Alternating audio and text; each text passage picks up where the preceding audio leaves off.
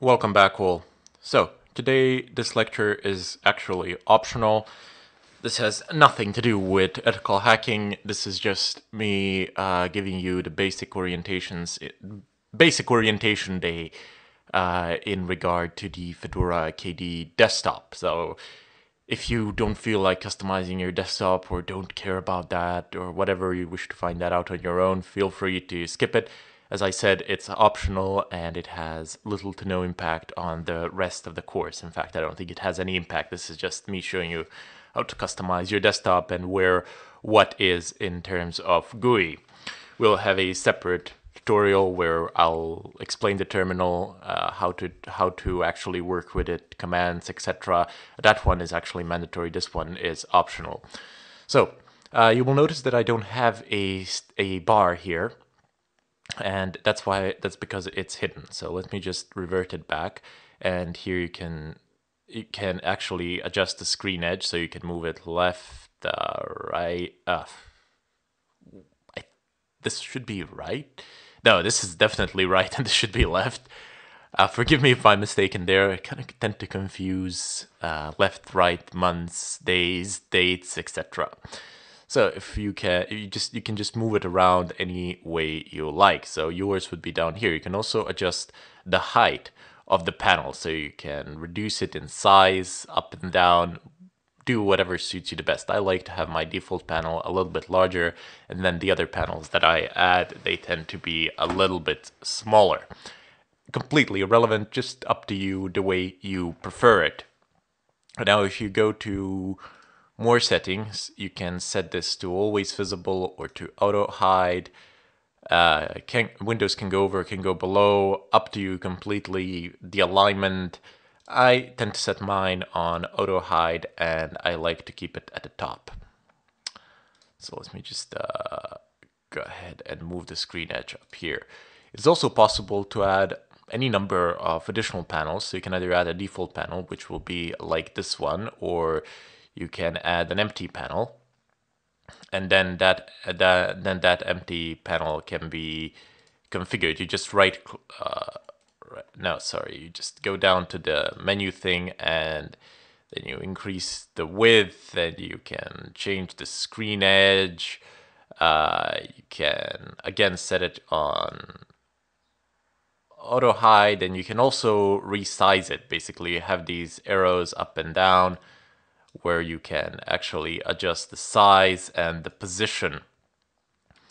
I usually like to have a left side panel here that's hidden on default. Auto hide, okay, so I have multiple screens, so it doesn't go, I can't actually toggle the auto hide like this.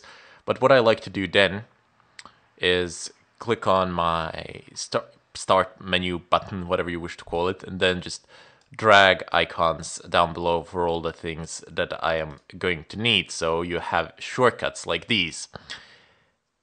But anyway, I am not interested in that at the moment. I just want to show you how so you can add as many shortcuts as you like here and have them there ready and waiting.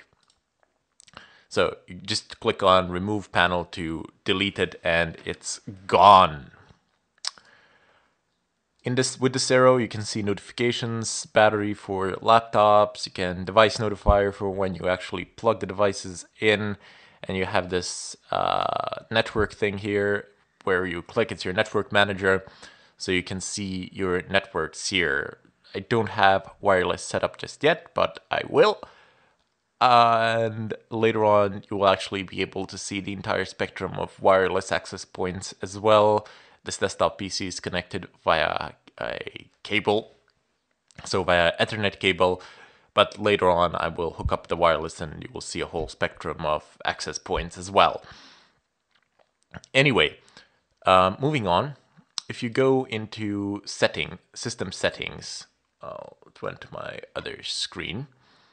Here you will find pretty much anything that's configurable in regard to your system. So you have display and monitor. You can configure monitors here. There are 4 of them here. I'm recording this one, which is selected here. you need to go, if you want to configure your workspace, the colors, I usually tend to do that. You can select how you wish your desktop to look and feel like, but desktop theme is actually more important to me, where you actually select whether you want the darker theme or a lighter theme, etc. You can see if I select a lighter, you can select a lighter one, or you can select a darker one. I prefer the darker one. I don't know, it's better for my eyes, in my opinion. As you can see, it changes up here, so it's a lot darker, it's black, with an opacity level set as well. You can adjust your cursor to whatever you want it to be. The splash screen is basically at login time, how would you like it to be. Anyway, if you go back, you can also adjust the system fonts if you like, the size of them, just configure them to anything you want. I mean, you have the general one, the width, the small, the toolbar, the menu, the window title.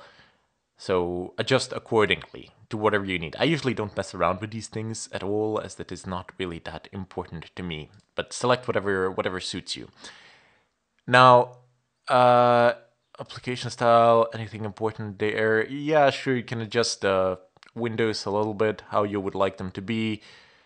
You can find certain things online, plugins, but that's really not important. I just want to show you that it does exist and that it is indeed there. So by default is going to be like this with these arrows in the corner. If you don't like it, you can change it to this so it feels more like something that you are used to, with an X and with a square and an underline.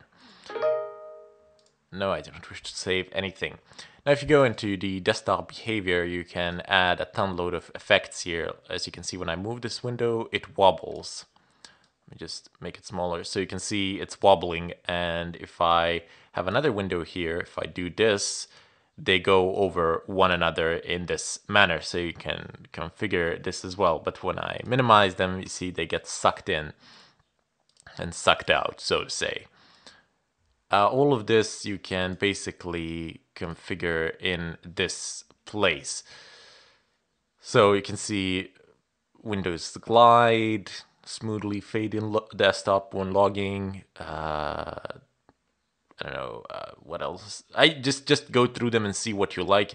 It's really no importance. It has no importance in a technical way. This is just purely for your amusement, I guess. Desktop cube and desktop grid are some of the things that you will want.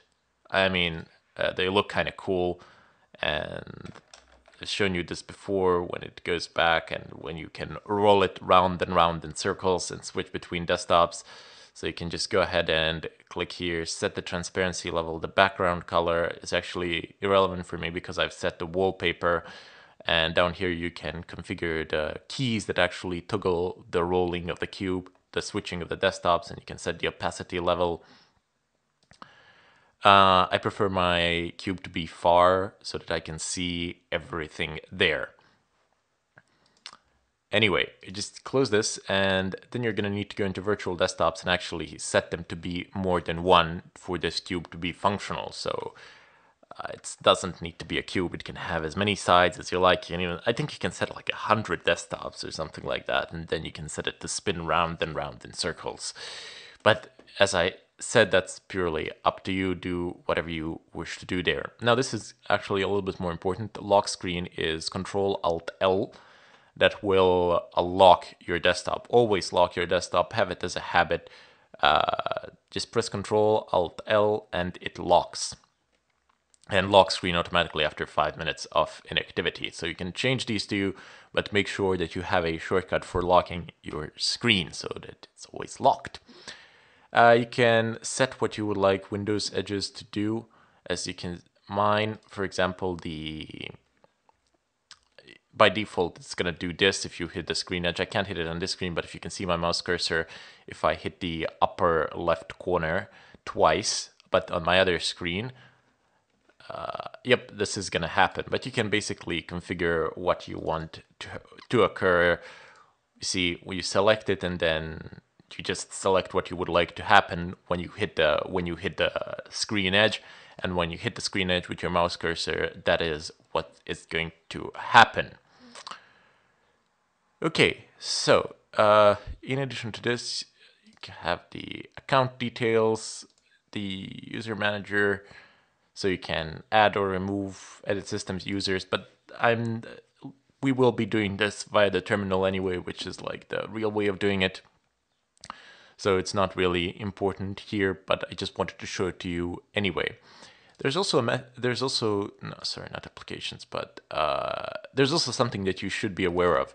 By default, on Fedora with the KDE Desktop, a single click will actually open folders.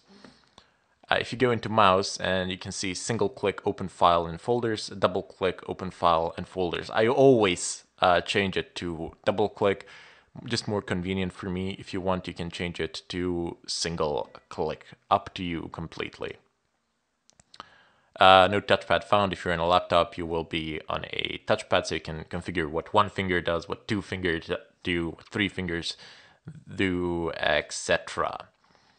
So if I go back, is there anything else here? I can go into window management, but not really, not important. Let me just go ahead and close this. The next thing that you need to be aware of is that this is your file manager. So as soon as you open up your start here, you can go into the file manager, and that's on my other screen. So here you will see you have the overview of the entirety of your file system. So on Linux, the file system is considerably different from that one on Windows. For example, I have my devices here, which are the partitions of the hard drives and the drives themselves. But up here, I have places and home, and then if I go into root, root is the beginning of the file system, and home, every user has a home folder.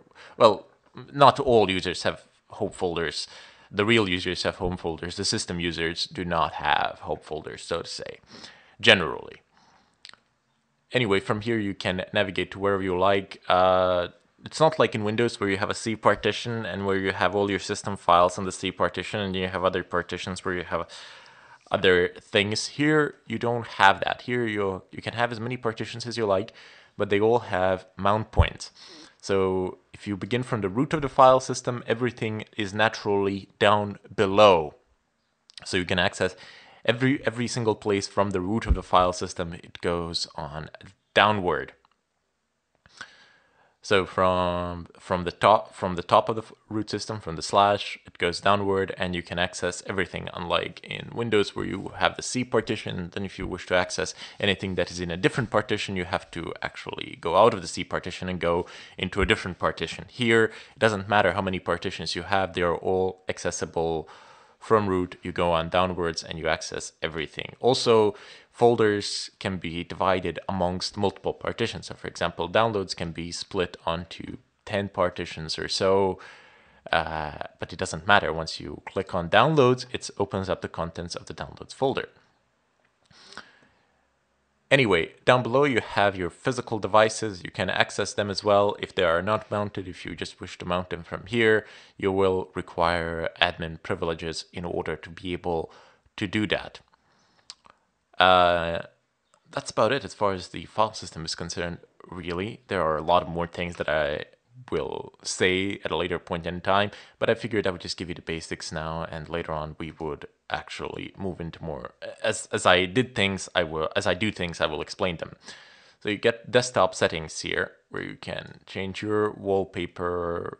You have mouse but wallpaper is the important one. You have the other things down below.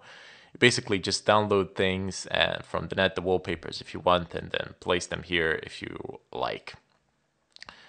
Anyway, one of the most important things that we'll be using is the terminal, and that will be the subject of the next lecture. This one is optional. As I said, it literally has nothing to do with the course, just me showing you a basic orientational guidelines in regard to Linux, in regard to the desktop environment. So in the next tutorial, we'll jump into the terminal, and there I will show you the basic commands of the Linux terminal. Keep in mind that these will be the basic commands. As we move on with the course, each new command shall be explained in detail.